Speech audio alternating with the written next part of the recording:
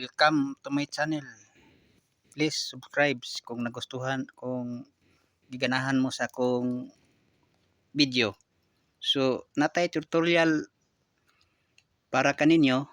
Kuan na siya, para na siya mga Bisaya, nga pareha na ako, content creator nga bago pa na monetize. So, tips ni para sa kana pang mag-vlogger nga gusto gyud mong ma-monetize dayon. So, nakoy step by step ni siya. Bisaya version.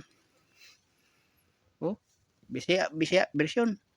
So, tulo ka tips ni nga kanang parang ma-monetize gi ka. Kay kuan, ang una na kay cellphone nga dili dauton, kanang cellphone gyud bahalagdaan nga dili medyo branded. Og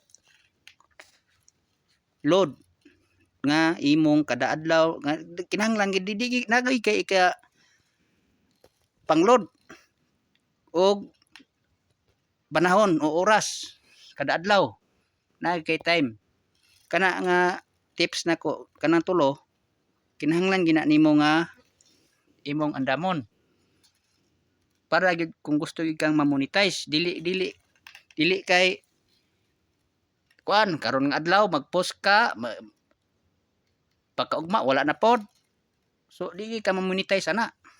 So kana ran tulo. Og sunod akong video na paydugang ana nga mga tips para gyud mahuman, di nako maisa para gyud inyong masabtan. Oh, please kung gusto mo sa akong video nga latest nga video nga mukuan ra sing notification, makita niyo dayon, subscribe ni nga video. Kay nakoy dugang tip ato. Tulo pa to akong gitudlo sa inyo ha.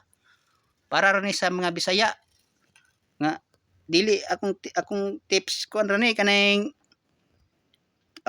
dili ni professional. Pang pinubre ra ba? Para sa mga Bisaya para nako. Kay diha man ko gikan bago pa kong na-monetize pod. So ako po ning i-share sa inyo ha. Kana ra dahan salamat. What sunod nga video na pod nako akong iduga nga tips sa katong gustong mo mag-vlog nga mag-monetize, gustong ma-monetize dayon. Kay diha man ko gikan. Kana ra dahan salamat.